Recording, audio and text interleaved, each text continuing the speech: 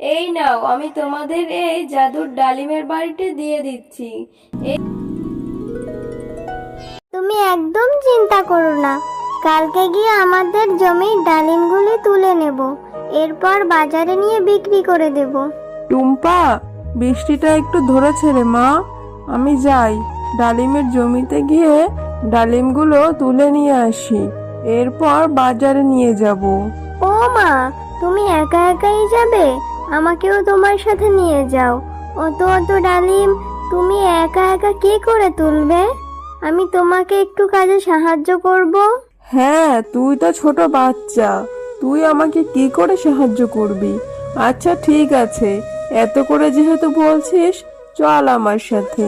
ও মা, দেখেছো আমাদের জমির ডালিমের গাছের নিচে কত পানি জমে আছে? মনে হয় আমাদের গাছগুলি পচে যাবে। হ্যাঁ টুম্পা, তাই তো দেখছি। এভাবে বৃষ্টি হতে থাকলে 2-1 দিনের মধ্যে আমাদের ডালিম গাছগুলি পানি জমে গাছগুলি নষ্ট হয়ে যাবে, ফুল ঝরে আমাদের পাকা ডালিমগুলি পচে যাবে। ও মা, আমাদের এই ডালিমের যে ডালপালাগুলি থাকবে, ওই ডালপালাগুলি দিয়ে আমরা সুন্দর একটা নৌকা বানিয়ে ফেলবো।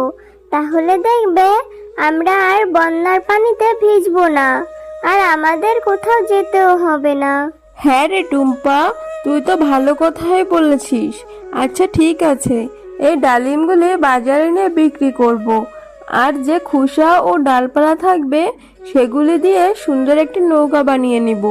চল এখন তাড়াতাড়ি ডালিমগুলি তুলে বাজারে নিতে হবে।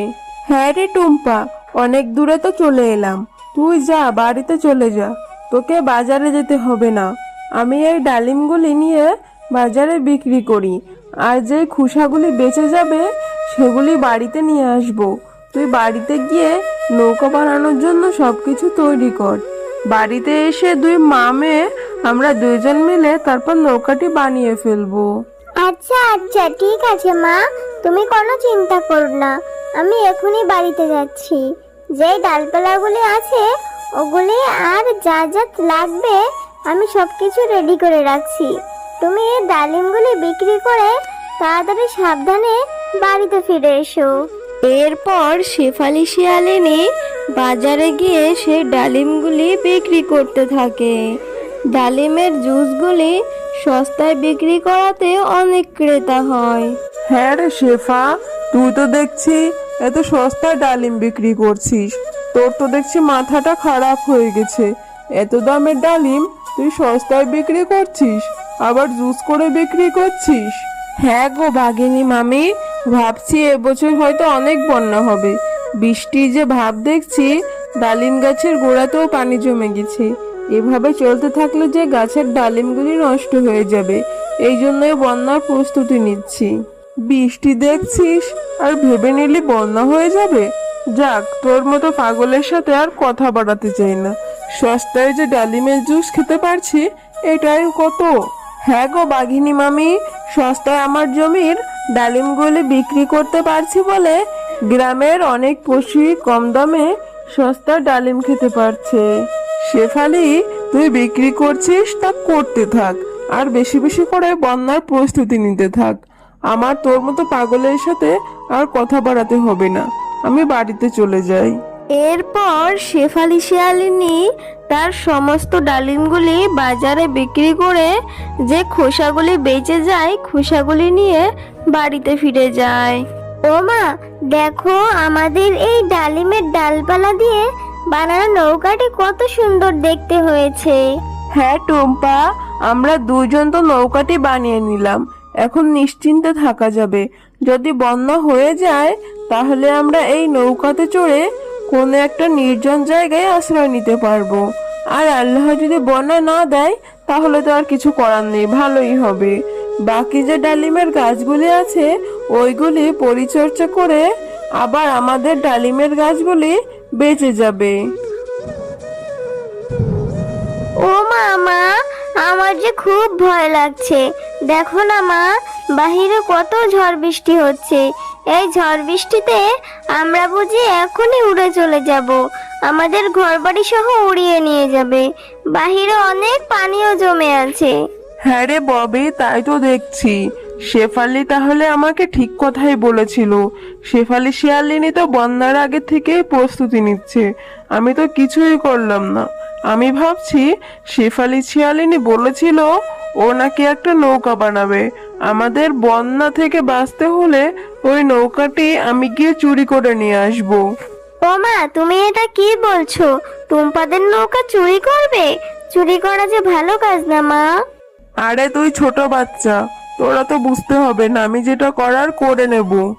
এই তো দেখছি শেফালি শিয়ালিনী নৌকাটি উঠোনের সামনে বেঁধে রেখেছে। এই নৌকাটি নিয়ে এখন আমি চলে যাই। এরপর বাঘিনী বেঁধে রাখা সেই নৌকাটি নিয়ে বাড়িতে চলে যায়। ও মা, দেখো না কত কত পানি হয়েছে। মা, আমাদের সেই নৌকাটি তো দেখতে পাচ্ছি না।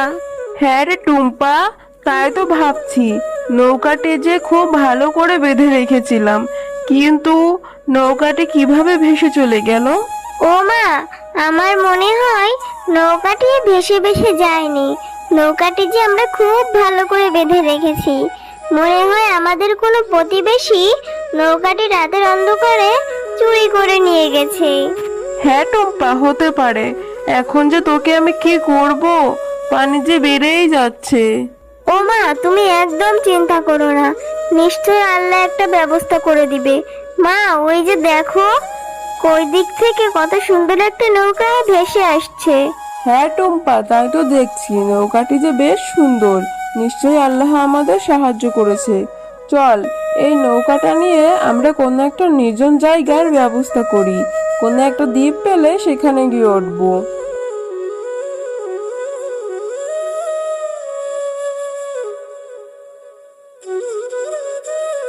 অনেক কষ্ট করে দ্বীপটা খুঁজে পেলাম। এই দ্বীপে উঠে বেশ শান্তি লাগছে। নৌকাটা এখানে বেঁধে চল, আমরা একটা নিরাপদ আশ্রয় খুঁজে নেই। হ্যাঁ মা, আমি যে আর হাঁটতে পারছি না, আমার ভীষণ খিদে পেয়েছে। তুমি আমাকে একটু খাবারের ব্যবস্থা করে দিবে? হ্যাঁ টুম্পা, চল, জঙ্গলে গিয়ে কোনো ফল পেলে তোকে পেড়ে দিব, তারপর তুই মন ভরে খাবি। ও মা, ওই যে দেখো, ওই দিকটাতে একটা পরী দেখা যাচ্ছে। দুষ্টু তান্ত্রিক, তুই যাই করিস না কেন, আমার এই জাদুর কাঠি কখনোই পাবি না।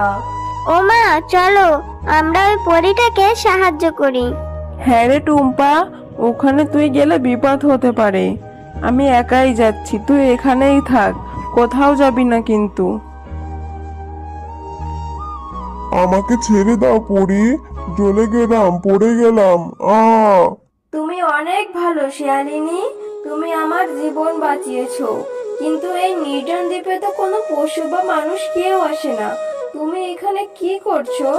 এরপর শেফালি শিয়ালিনী তাদের সাথে ঘটে যাওয়া সব ঘটনা খুলে বলতে থাকে। ও আচ্ছা, বুঝতে পেরেছি।